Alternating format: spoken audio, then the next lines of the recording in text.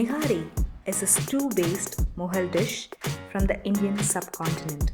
Being slow cooked for more than 6 hours, the nourishing goodness of the fall apart, juicy, tender meat with warm spices and ladles of ghee makes Nihari stand out among a long list of breakfasts that are worth waking up for.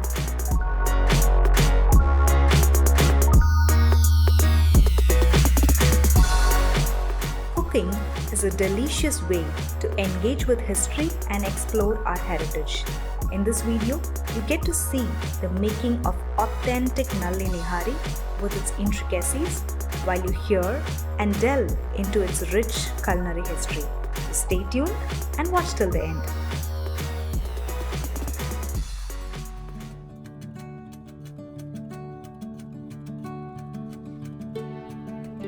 Nihari's origin dates back to the 17th to 18th century, either in Old Delhi or in the royal kitchens of Awadh, likely with some Indo-Persian influences.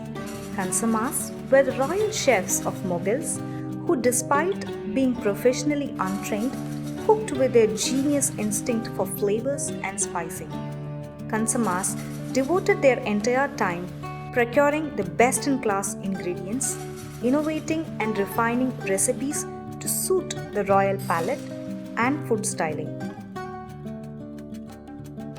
Khansamas' meticulous records recommend Nihari to be prepared overnight and to be eaten on an empty stomach in the morning during monsoons and cold weather.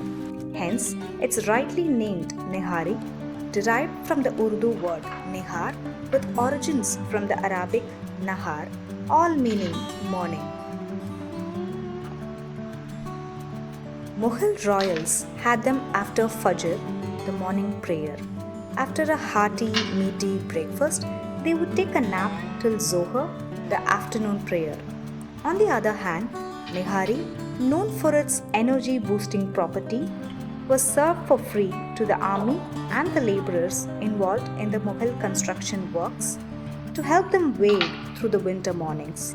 Down the years, it became the favourite of the masses too. Nihari is protein-rich, nutritious and considered as a home remedy for fever, rhinorrhea and the common cold.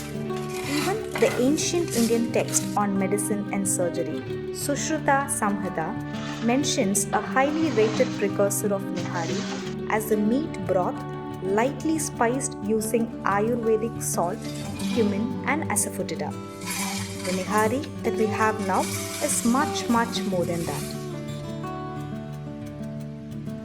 The art of making Nihari revolves around the cut of the meat, the slow cooking method and the end point of cooking where the tender meat just comes off the bone at a touch.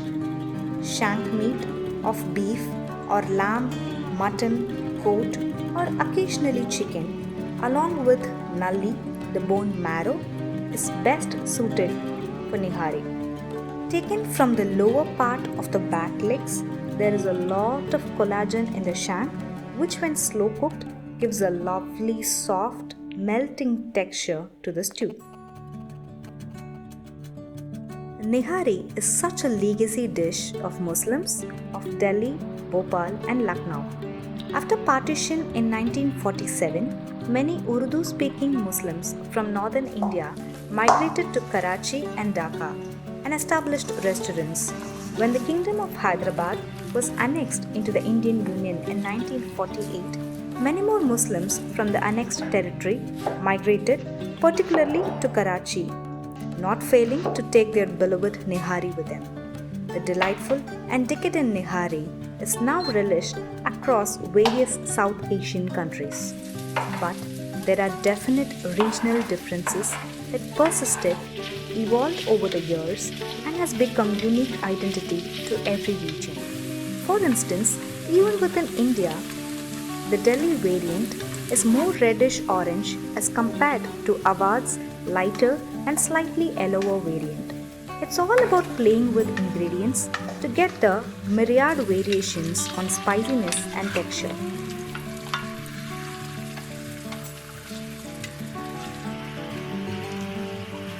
classic preparation involves meaty stew enhanced with freshly ground spices, sealed and slow cooked for approximately 6 to 8 hours on low heat. Pressure cooking or using ready-made Nihari masala will hasten the process if you are strapped for time. Check the detailed list of ingredients, measurements, instructions and tips in the captions or descriptions below.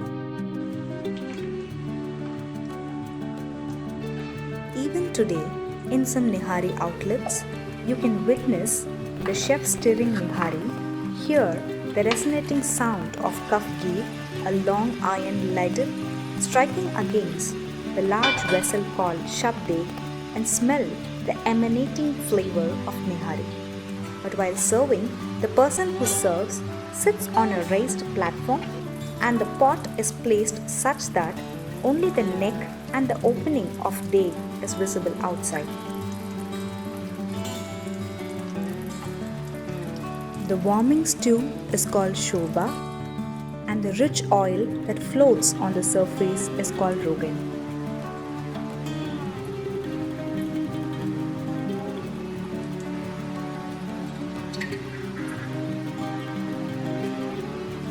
An emperor's way to enjoy Nihari is to team it with kamiri roti, beja, and finally the rich and creamy dessert, sheer kurma. The recipe link for sheer kurma is available in the description. Check it out.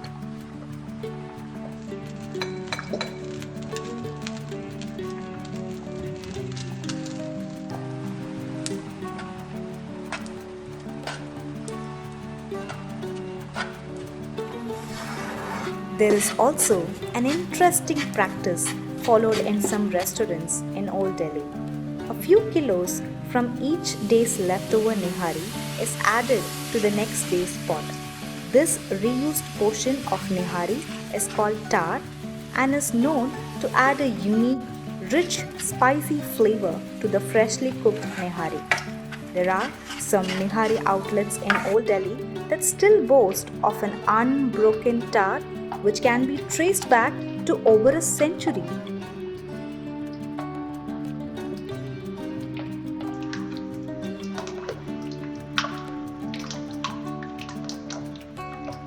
After 4 hours of cooking, the marrow starts oozing out. The consistency is neither thick nor thin.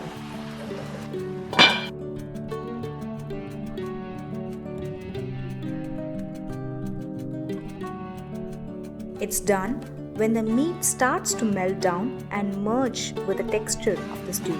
The ultra tender chunks of meat literally floats in liberal portion of ghee, all colored deep red from so much of spiced oil.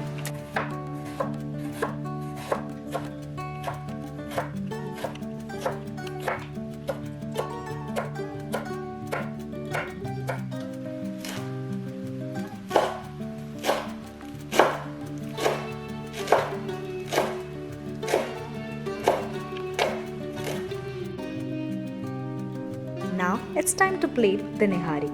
One of the greatest reasons why we can't get over Nihari is truly the seasoning.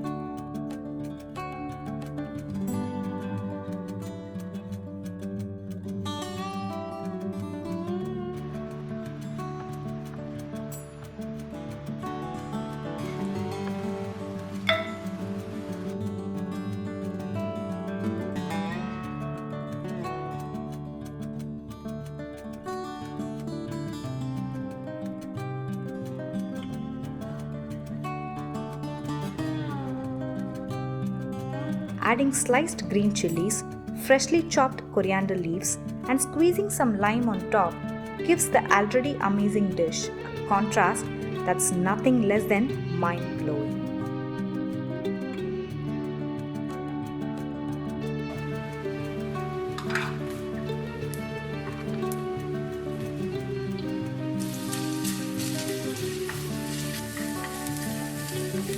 Just before serving the stew, a sizzling ghee tempering called badar, infused with julienne ginger, is ladled, hissing as it hits the lucky chunk of meat on top.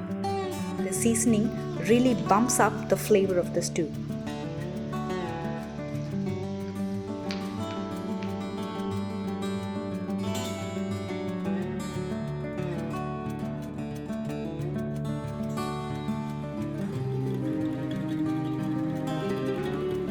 Like this video if it is as hunger-inducing as thought-provoking. Comment your feedbacks, share with your friends and family. Subscribe and join us. Let's cook our way through the history together.